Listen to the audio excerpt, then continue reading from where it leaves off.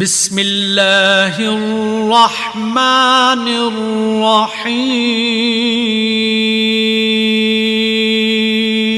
آپ مسجد میں داخل ہوئے تو آپ کے ادھر ابو بکر تھے، ادھر عمر تھے رضی اللہ عنہ، سامنے صحابہ بیٹھے تھے۔ آپ نے ان سے فرمایا دیکھ رہے ہو ہاکذا نحشر یوم القیامہ، میں قیامت کے دن ایسے اٹھوں گا، میرے سیدھے ہاتھ ابو بکر ہوگا، الٹے ہاتھ عمر ہوگا۔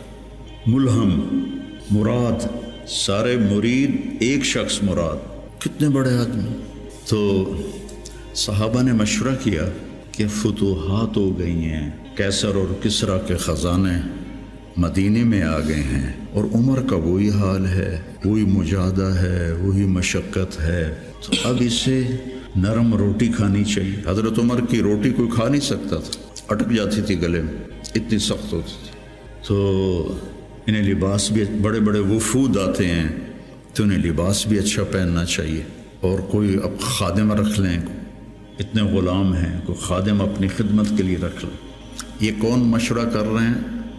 زبیر بن عوام، طلحہ بن عبید اللہ، سعد بن ابی وقاص، عبد الرحمن بن عوف، علی بن ابی طالب، ابو عبیدہ بن جراح، 6 اصحاب عشرات المبشرہ میں سے 6 آدمی یہ مشورہ کر رہے ہیں۔ حضرت علی نے کہا مانے گا نہیں، جو تم مرضی کر لو۔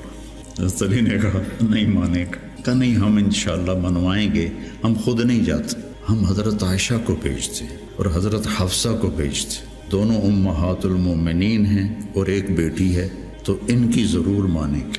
تو یہ دونوں تشریف لائیں اور متکلم بنی حضرت عائشہ، کامر المومنین آج آپ سے ایک بات کرنی ہے۔ کہنے لگے کہو۔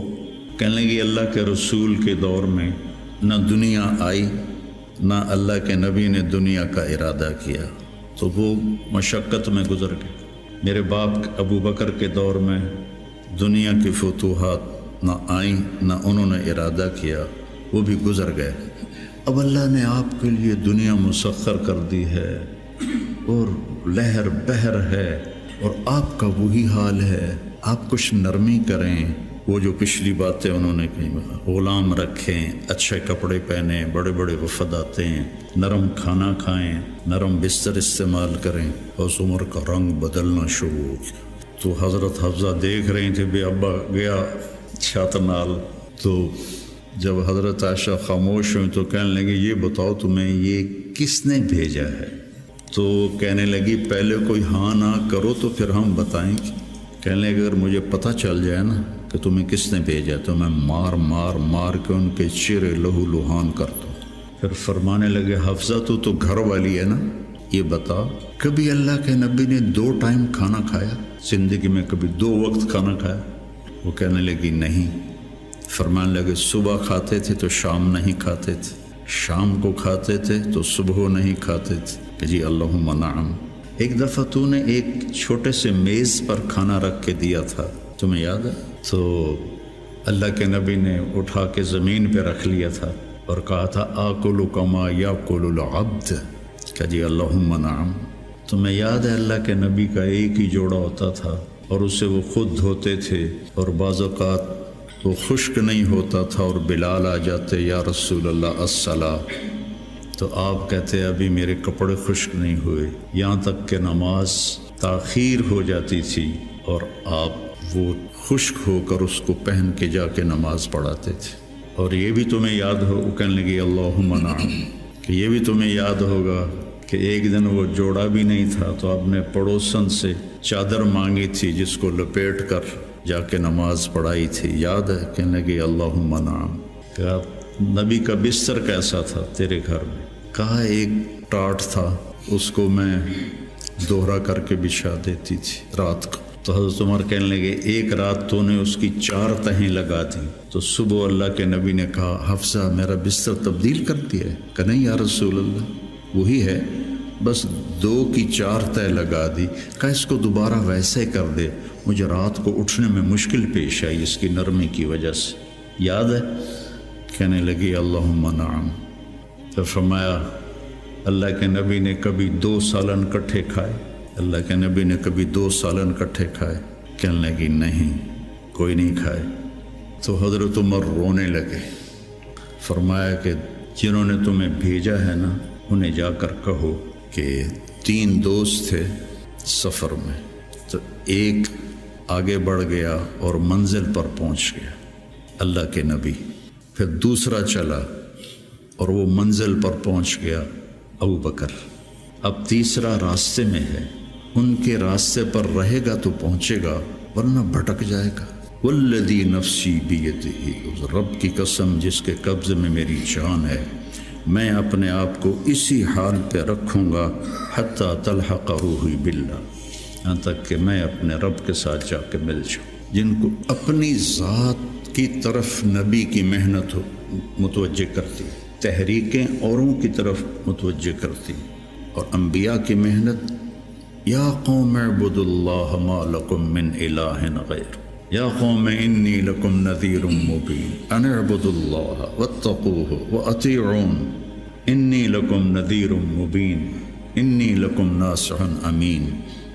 اور جب خنجر لگ گیا اور پتہ چل گیا کہ بچنا ممکن نہیں ہے تو اپنے بیٹے کو بلایا عبداللہ بن عمر، فرمانے لگے جاؤ عائشہ کے پاس اور ان سے کہو کہ عمر اپنے ساتھیوں کے ساتھ دفن کی اجازت چاہتا ہے، اور امیر المومنین نہ کہنا، عمر کہنا، چونکہ اب میں امیر المومنین نہیں ہوں، اگر وہ اجازت دیں دیں تو مجھے وہاں دفن کر دینا ورنہ مجھے عام قبرستان میں لے جا۔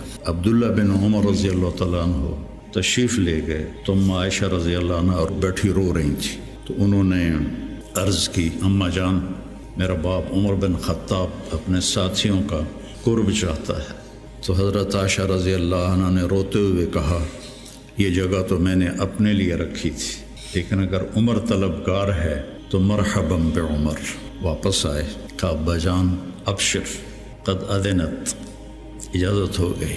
کہ بیٹا ممکن ہے میرے شرم میں کہا ہو، جب میں مر جاؤں پھر دوبارہ میرا جنازہ لے جانا اور باہر رکھ دینا، اور پھر ایک دفعہ دوبارہ پوچھنا، اگر اس وقت اجازت ملے پھر مجھے اندر لے جانا۔ اس میں حضرت علی آئے تو بڑے گھبرائے ہوئے تھے، تو حضرت علی نے پوچھا اتخاف من الموت؟ کہا نہیں، الذی بعد الموت، جس ہستی نے 22 لاکھ مربع میل میں اسلام پھیلایا۔ تو کہنے لگے ڈرو نہیں، میں نے کئی دفعہ سنا کہ اللہ کے نبی نے کہا خرج تو انا و ابو بکر و عمر، دخل تو انا و ابو بکر و عمر، جی تو انا و ابو بکر و عمر و سیدہ کہول اہل الجنہ ابو بکر و عمر۔ کہ میں نے کئی دفعہ سنا، حضرت حسن بھی ساتھ، تو کہنے لگے قیامت کے دن گواہی دو گے میری؟ کہا میں بھی دوں گا، حسن بھی دے گا، میں بھی دوں گا، حسن بھی دے گا۔ تو حضرت علی چلے گئے تو موت کی آہٹ محسوس کی، تو عبداللہ بن عمر نے گود میں سر رکھا ہوا تھا، کہنے لگے عبداللہ میرا سر زمین پہ ڈال دے۔ انہوں نے پنڈلی پہ رکھ لیا، وائے حق، سنتے نہیں ہو میں نے کیا کہا، مجھے زمین پہ ڈال دے۔ انہوں نے سر زمین پہ رکھ دیا تو یہ کہنا شروع کیا ویل لک یا عمر ان لم یغفر لک ربک، ویل لک یا عمر، ویل لک ولامک یا عمر ان لم یغفر لک ربک۔ یہ کہتے کہتے جان نکل گئی۔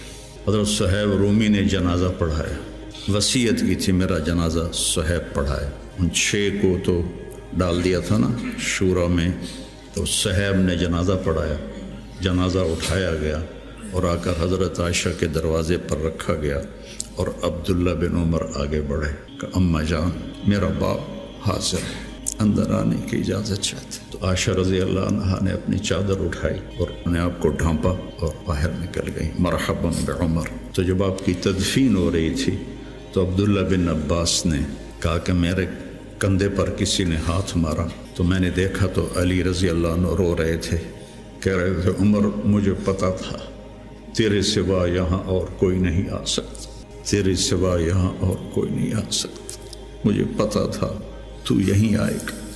علم کا یہ منتہا ہے، اس کو اگر ہم اپنی آپ ذات کو بیچ میں سے نکال دیں گے تو ہم گرنا شروع ہو جائیں گے۔ تجھے کیوں فکر ہے اے گل دلے صد چاک بلبل، تو اپنے پیرہن کے چاک تو پہلے رفو کر لے، عائشہ رضی اللہ عنہ موت کی سکرات میں تھی، تو عبداللہ ابن عباس رضی اللہ عنہ نے آنے کی اجازت چاہی، تو جنگ جمل کے بعد سے بول چال بند تھی، کیونکہ عبداللہ ابن عباس حضرت علی کی طرف سے لڑے تھے باقاعدہ، تو آپ کے پاس عبداللہ بن زبیر اور مسور بن مخرمہ رضی اللہ عنہ بیٹھے ہوئے تھے، تو حضرت عائشہ رضی اللہ عنہ خاموش ہو گئی، اتنا اثر تھا اس بات کا، تو ان کا حبر الامہ ہے اور ابن عم الرسول ہیں، اجازت دے دے، تو حضرت عائشہ روئے جا رہی تھی اور ان کی بڑی چادر آنسوں سے بھیگ چکی تھی، ساری چادر۔ جب وہ آئے تو کہنے لگے اماں جان آپ کیوں رو رہی ہیں؟ آپ کے اور نبی کی ملاقات میں صرف اتنی دیر ہے کہ یہ جان نکلے اور آپ اللہ کے رسول کے پاس پہنچ جائیں۔ کہنے لگے عبداللہ مجھے دھوکہ نہ دے، کاش میری ماں نے مجھے جنا ہی نہ ہوتا، مجھے بہلاوا نہ دے، مجھے دھوکہ نہ دے۔ اور اللہ کے نبی نے کہا تھا یا عائشہ انہو لیہون علی الموت ان اریتک زوجتی فی الجنہ، عائشہ مجھے مرنا آسان ہو گیا ہے کہ مجھے پتہ چلا ہے تو جنت میں میری بیوی ہے، اور وہ رو رہی تھی۔ تو میرے عزیزو اپنی ذات کو نہ بھولو، اپنی ذات کو سامنے رکھو گے تو آپ ترقی کرو گے، اپنی ذات کو بھلا دو گے اور عیب پکڑتے پکڑتے، کمیاں پکڑتے پکڑتے آپ کو اپنا آپ بھول جائے گا۔